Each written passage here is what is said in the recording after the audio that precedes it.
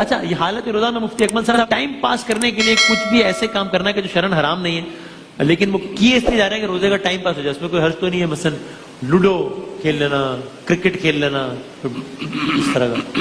دیکھیں اپنے کام کو مختلف کاموں میں, اپنے ٹائم کو مختلف کاموں میں ڈیوائیڈ کرنا چاہیے. اچھا صحیح ہے. مثال کے طور پہ پہلے فرائض ہیں, پھر واجبات ہیں, مستحبات ہیں, مختلف, پھر مستحبات میں عبادات کی مختلف اقسام ہے, جیسے نوافل پڑھ لیے, قرآن پاک کی تلاوت ہے, ذکر الہی کر لیا.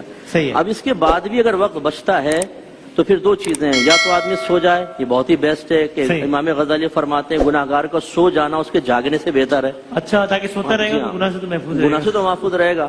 اور اگر فرض کر لیں نیند بھی نہیں آ رہی ہے تو پھر اس طرح کے مباح کھیل کھیل سکتے ہیں, بشرطے کہ اس میں بہت طوالت نہ ہو, 2-2 گھنٹے 4-4 گھنٹے ہوں, غصہ ہو جائیں, کینہ, آپ نے میری گوٹ پیٹ دی تو دل میں کینہ بٹھا لیا کہ ابا کی گوٹ کیوں پیٹی ہے بیٹے نے, اور بیوی سے ناراض ہو گئے, ایسا نہ ہو. کچھ شرط لگا کر نہ کھیلا جائے. ہاں لوڈو پہ فساد ہو جاتے ہیں آج کل, لوڈو سٹار پہ وہ آن لائن کھیل پھاڑ کے پھینک دیتے ہیں صاحب اس کو سائڈ میں, اور گیم آن لائن کھیل رہے ہوتے ہیں تو واٹس ایپ گروپ سے نکال دیتے ہیں ایک دوسرے کو. اچھا یہ آن لائن جو ہے نا, اس میں بعض اوقات کوائنس وغیرہ دیے جاتے ہیں, اور باقاعدہ کوائنس لگا کر کھیل رہے ہوتے ہیں, اگرچہ اس میں مالی لحاظ سے فزیکلی اعتبار سے آپ کی کرنسی نہیں جا رہی ہے, لیکن کوائنس بہرحال جیتتے یا ہارتے ہیں, اور اس میں جوئے کا معنوی لحاظ سے تصور ہے. بچوں کو اس سے سختی سے منع کرنا چاہیے. آج وہ یہ کوائنس جو ڈیجیٹل کوائنس ہیں اس کو یوز کر رہے ہیں, کل یہ شوق شیطان بیدار کرے گا, پیسہ بھی لگے گا اور انسان جواری بنے گا. یعنی آپ یہ کہہ رہے ہیں کہ فقہی اعتبار سے شاید اس طرح حرام نہ ہو, لیکن یہ جو آج مزاج ڈیولپ ہوگا کل پھر وہ ان دونوں کا فرق نہیں سمجھے گا, کل پھر وہ واقعی پیسوں کے لیے کھیلے گا. پھر حرمت نہیں لیکن کراہت اس میں ضرور ہے. یہ ویری انٹرسٹنگ پوائنٹ, بالکل صحیح, بالکل صحیح.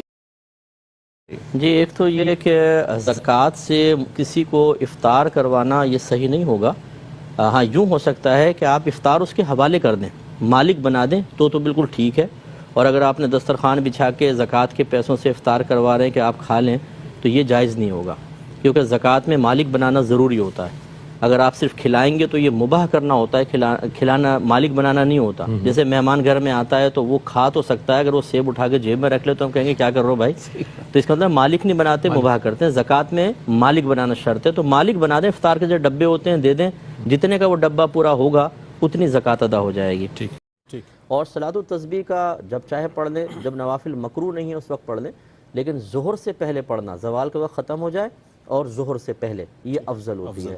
اور اس کا طویل طریقہ ہے, وہ اس میں تسبیح ہوتی ہے, سبحان اللہ والحمد للہ ولا الہ الا اللہ واللہ اکبر. پہلے تکبیر لگائیں, ثنا پڑھیں, پھر 15 مرتبہ اس کو پڑھیں, پھر الحمد شریف, پھر سورت, اس کے بعد 10 مرتبہ پڑھیں. اس طرح پھر رکوع میں جا کے 10 مرتبہ, پھر رکوع سے کھڑے ہو کے 10 مرتبہ, ایک سجدے میں 10 مرتبہ, پھر اٹھ کر 10 مرتبہ, پھر جائیں اندر 10 مرتبہ. اس طرح ایک رکعت میں تقریباً یہ 75 بار ہو جائے گی, اور کل 300 بار اس طرح پڑھنی ہوتی ہے.